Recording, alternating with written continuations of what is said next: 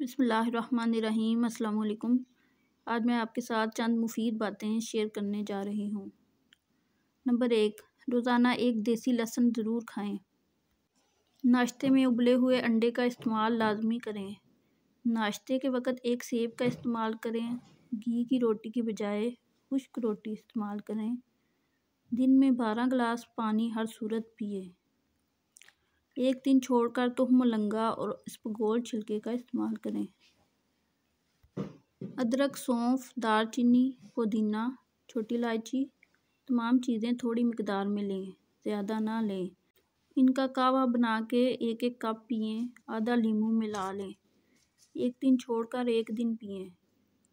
روزانہ 5 یا 7 کھجوریں کھائیں۔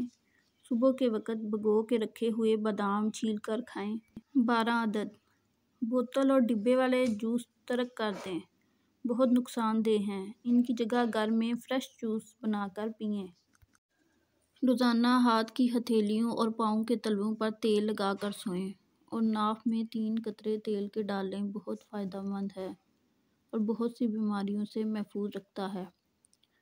5 وقت کی نماز لازمی پڑھیں، قرآن پاک کی تلاوت کریں اور جو وقت بچ جائے اس میں اللہ کا ذکر کریں۔ شکریہ۔